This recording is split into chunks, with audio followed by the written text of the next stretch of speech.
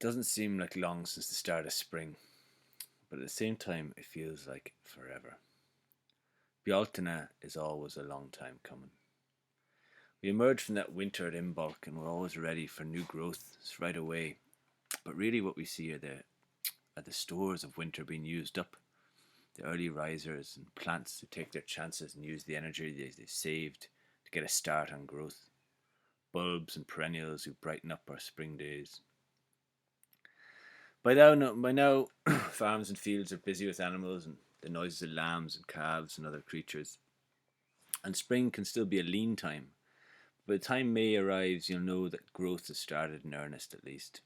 And there'll be that day when you look at the soft grass under your feet and you'll feel the need to lie in it, to let yourself feel the sun's warmth. And we're lucky to live in a place that you can do that. You'll hear the birds, you'll feel and hear the insects, and with luck too, you'll hear the buzzing of the bees going back and forth. A few years ago, a swarm of bees arrived in our yard. We'd been watching some of them climbing over a box of frames for an old hive when suddenly they all arrived en masse, filling the sky with their sounds and their movement.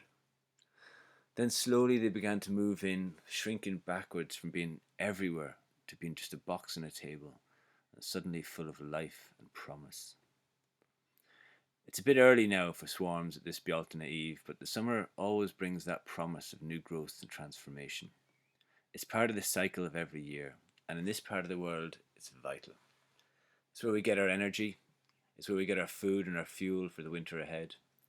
There's nothing that makes my old neighbour happier than that moment in late summer when the hay is cut and the turf is in, the fuel for the humans and the feed for the animals secure for another winter.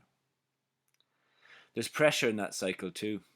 There's an urgency, and you can feel it now in the early stirrings of the summer. It can be almost too much to bear, the relentless onwards march of life. And amplified by our instantaneous society, it can be overwhelming, overpowering to the point of madness, and it can feel like our lives are running themselves and we're following them in a mad dance, barely hanging on.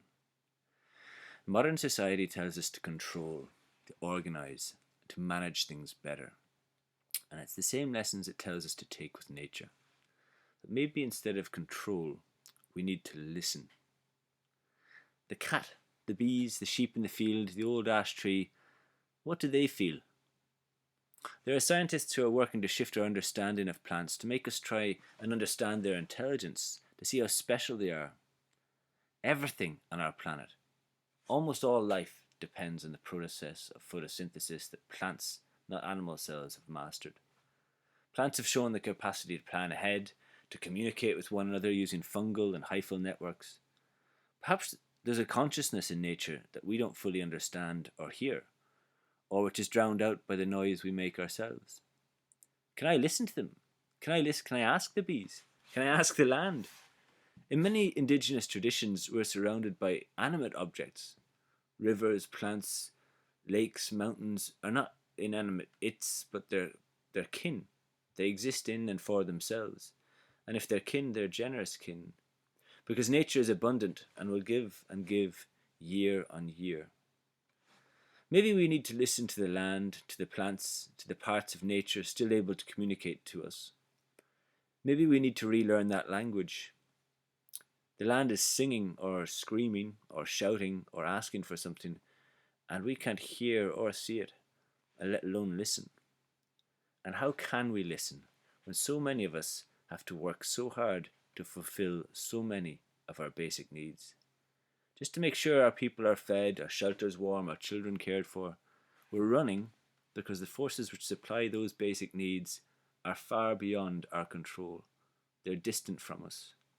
The transnational corporations and generations of capitalist accumulation have placed the majority of collective wealth in the hands of a tiny minority.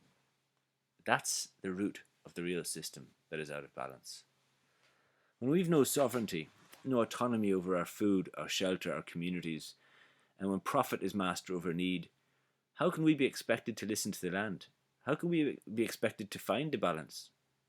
We can only really see or hear when we have the autonomy to do so. We can only have that autonomy when our basic needs are met, when all our human clan is fed and cared for, and when we have control over the processes that feed us and provide that care, that shelter, and those needs.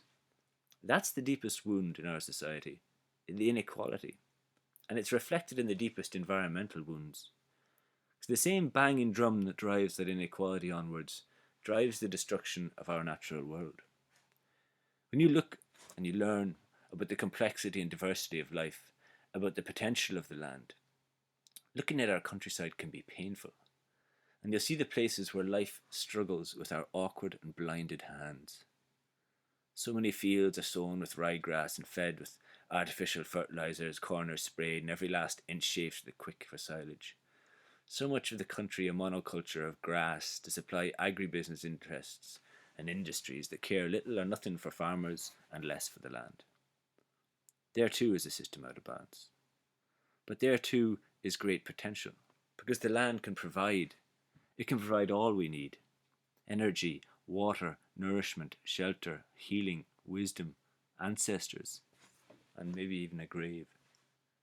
And that's not a call for self-sufficiency or something. That's not a call for us all to run to our own corners and dig a garden. It's a call for an interconnected network, interdependent, supporting each other to fulfill what we need. There is the autonomy, in our interdependence.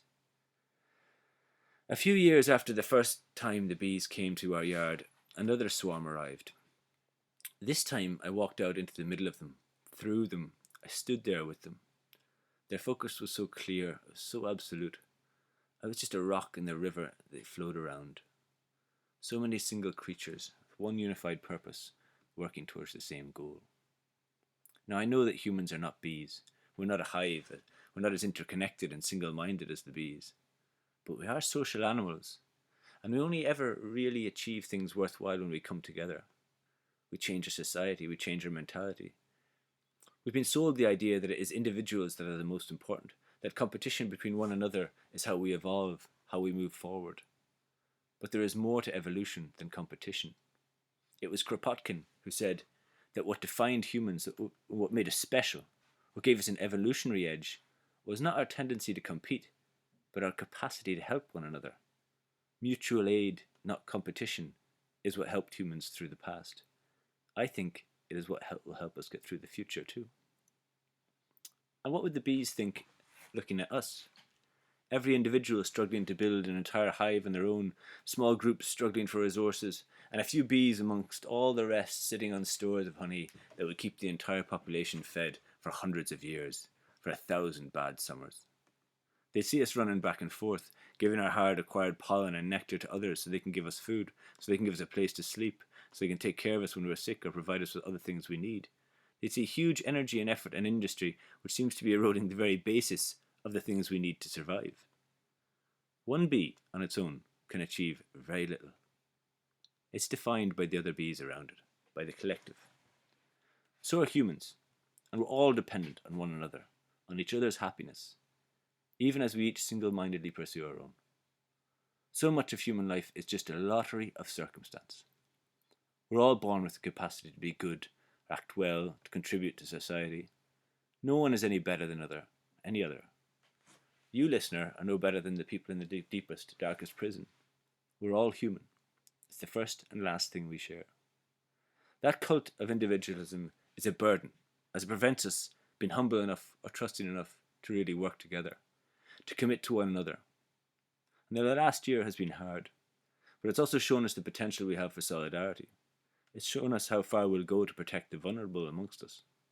It's also shown us that the limits of what are possible are really just imaginary, just set down in an arbitrary way by a system obsessed with its own self-replication and a never-ending spiral of growth and accumulation which wants to absorb all before it. I live in the land, and it's from the land I try and make a living. And the land pulls you in and shows you how little you thought you knew. It shows you that there are always more lessons to learn. And one lesson is that there are always trade-offs. There's no miracle system. There's no magic way of getting more out than in some way you put in. And likewise, there's no miracle solution to the problems we face. There's no instant fix. There's no magic solution. There is what there always has been, an almost miraculous natural world which can fulfill all our basic needs if we share it. There are humans around us who we need to help out, and there are others who we need to hold to account. We're not the first humans on this planet, or the last, And just as we should not judge the plants or the trees or mountains or rivers, nor should we judge ourselves or each other too harshly. But we can do better than we're doing, and we can do best working together. So maybe it's time we looked, listened, and maybe even learned something from those bees.